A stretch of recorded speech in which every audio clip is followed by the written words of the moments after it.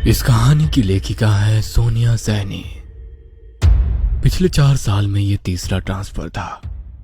पापा के साथ हम पांचों, हम 4 भाई बहन और माँ भी बार बार इस तरह सामान लेकर यहाँ से वहां भागते परेशान हो चुके थे। सबसे ज्यादा दिक्कत आती थी बार बार स्कूल बदलने में। नया माहौल, नए लोग। जब तक हम थोड़ा संतुलित हो पाते, पापा एक नई जगह जाने का आदेश सुना देते। इस बार पापा का तबादला शहर से दूर एक छोटी सी पहाड़ी पर बसे गांव में हुआ था। हम चारों का मुंह लटका हुआ था। एक तो गांव, वो भी इतना पिछड़ा हुआ, न ढंग का स्कूल होगा न रहने की जगह। ऊपर से हमारे बड़े परिवार का छोटे मोटे मकान में गुजारा भी नहीं था। पापा ने बताया कि रहने के लिए डाक विभाग की ओर से एक पुराना बंगला तैयार कर दिया गया है, कोई दिक्कत नहीं आएगी। भारी मन से हमने अपना शहर वाला मकान छोड़ा और पहाड़ी के लिए निकल पड़े। हम 4 भाई बहनों में सबसे बड़ा मैं, रवि, फिर मुझसे छोटा सचिन, फिर हमारी 2 छोटी बहनें, एक विनी जो 14 साल की थी और सबसे छोटी सोनी थी। विनी चारों भाई बहनों में सबसे ज्यादा चंचल और खिलंदा स्वभाव की थी।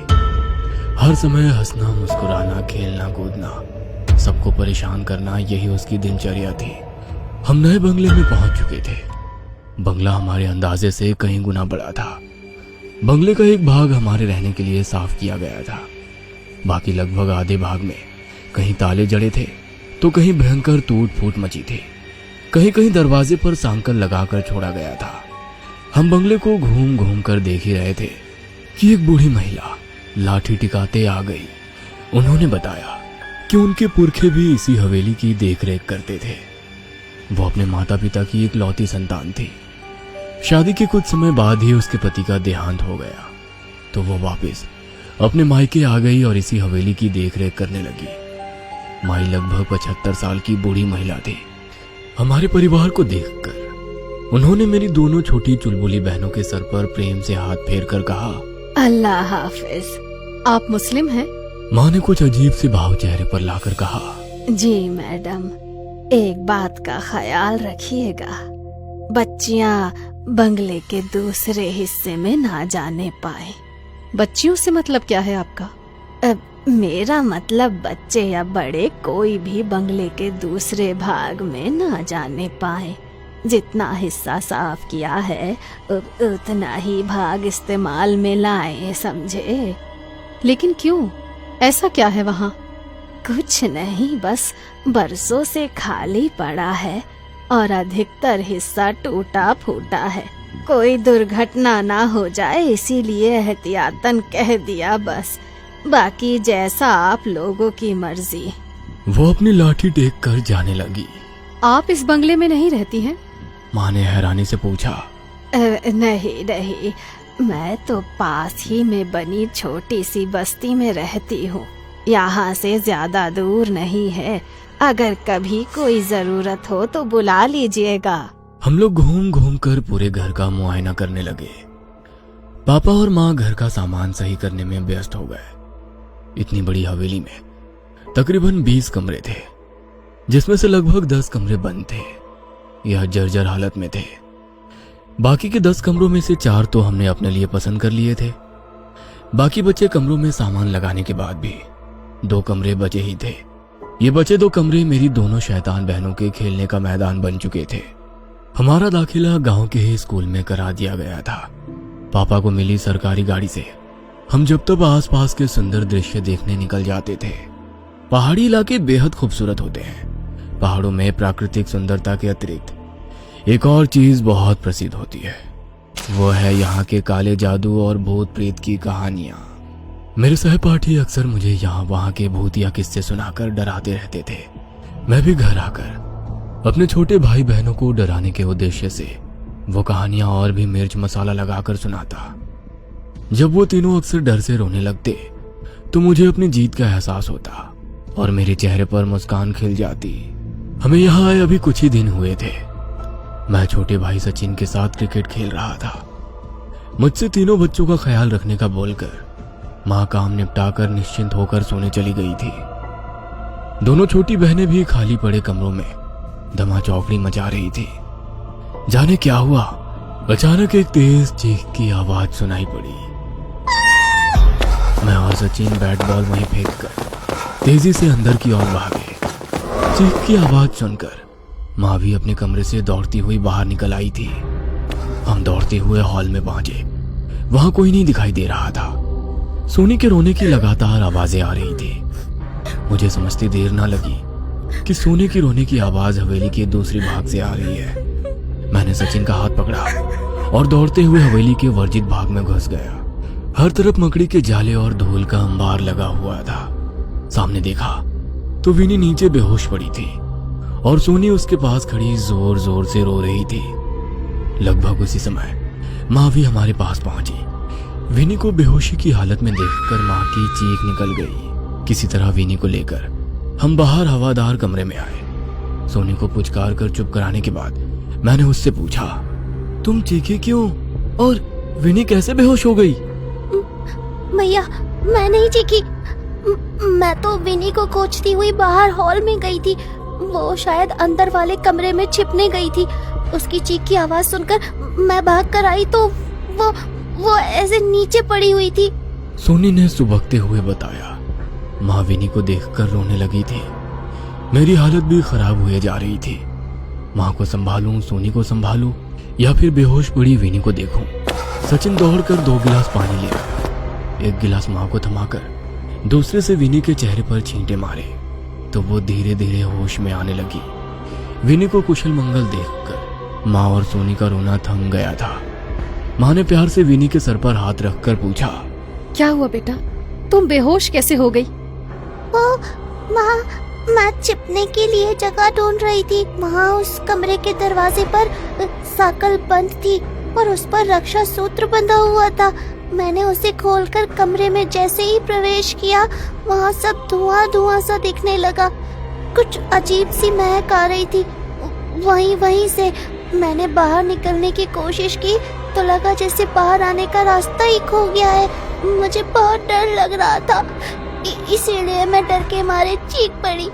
उसके बाद मुझे नहीं पता मैं यहाँ कैसे आई।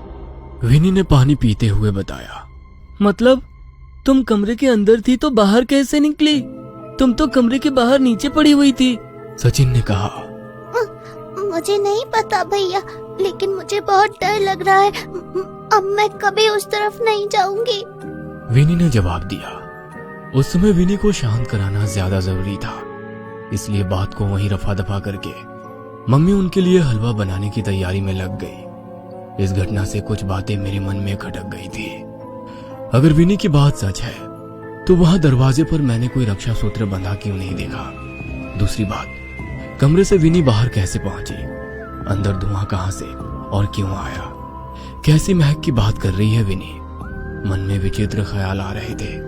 बीच बीच में अपने सहपाठियों की भूतहा कहानी भी याद आ रही थी। आज तक जिन कहानियों को मैं मनोरंजन के लिए सुनता था, आज मुझे उनके बारे में सोच सोच कर सेहरन हो रही थी। पूरी रात नींद मेरे साथ आंख में चौली खेलती रही। सुबह तक मेरी लाल सुर्ख आंखें मेरी रात्रि जागरण की चुगली कर रही थी। मैं कमरे से बाहर आया तो पता चला विनी को बुखार हुआ है। मैं फिर से चिंतित हो उठा था। शायद उसके अंदर डर बैठ गया था, जिसकी वजह से उसे बुखार आ गया था। दिन भर मम्मी विनी की खातिरदारी में लगी रही, लेकिन उसका बुखार कम होने का नाम ही नहीं ले रहा था। रात गहराते गहराते उसका बुखार सीमा से परे पहुंचने लगा था। वो बदहवासी में रात भर कुछ कुछ बड़बड़ाती रही थी। सुबह होते ही पापा की सरकारी गाड़ी में उसे अस्पताल ले जाया गया। अगले 3 दिन इसी तरह बुखार में तड़पते बीत गए। मम्मी पापा हॉस्पिटल में ही विनी के पास ही थे। आखिरकार चौथे दिन खबर मिली कि विनी की हालत में कुछ सुधार आया है। अगले 2 दिन और अस्पताल में बिताने के बाद विनी घर आ गई थी। विनी हम सबकी जान थी। उसके घर आने से हम सबके चेहरे की रौनक लौट आई थी। सब लोग धीरे धीरे सामान्य हो रहे थे, बस एक को छोड़कर। विनी अब पहले की तरह उछल कूद नहीं करती थी। अक्सर एक जगह पर गुमसुम सी बैठी रहती या हमें खेलते देखती रहती। पहले तो हमने इसे बीमारी की वजह से पैदा हुई चिड़चिड़ाहट और कमजोरी समझा, लेकिन यह सिलसिला अंतहीन हो गया। विनी अब कम ही बात करती थी। ज्यादातर समय वो अपने कमरे में ही बिताती थी। समय अपनी गति से आगे बढ़ रहा था। यही सब चलते चलते लगभग 6 महीने बीत गए थे। हम लोग बहुत कोशिश करते कि वो हमारे साथ खेले कूदे, मुस्कुराए, लेकिन उसके चेहरे पर कोई भाव ही नहीं आते थे।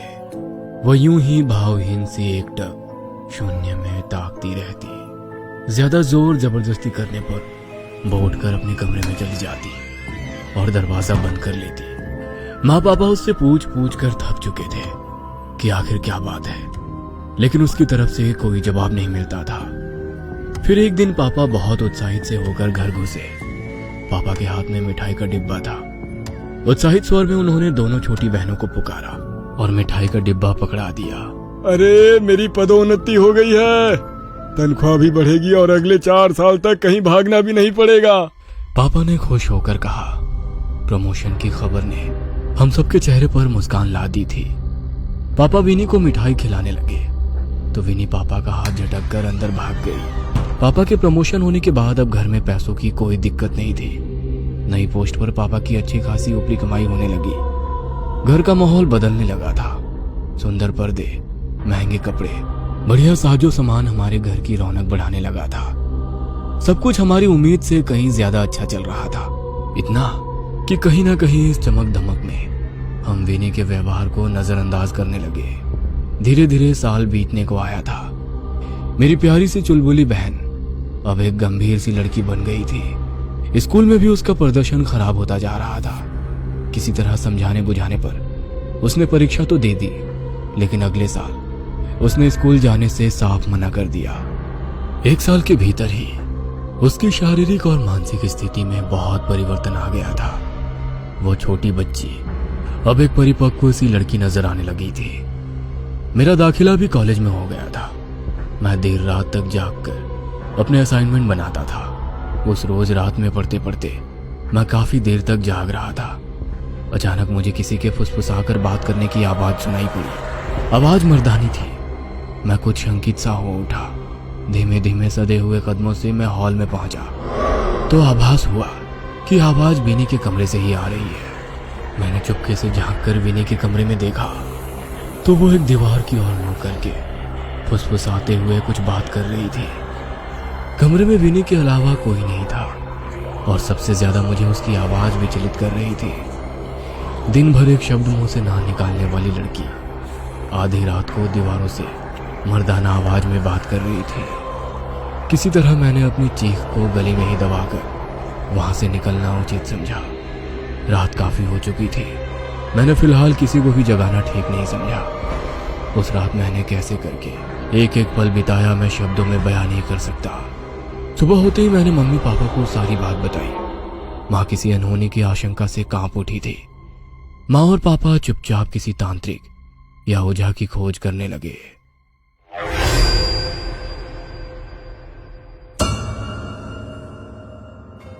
ये कहानी आपको अच्छी लगी हो तो हमें सब्सक्राइब करें, हमारा इंस्टाग्राम और फेसबुक पेज जरूर फॉलो करें। और हाँ दोस्तों, सब्सक्राइब करना भूलना मत।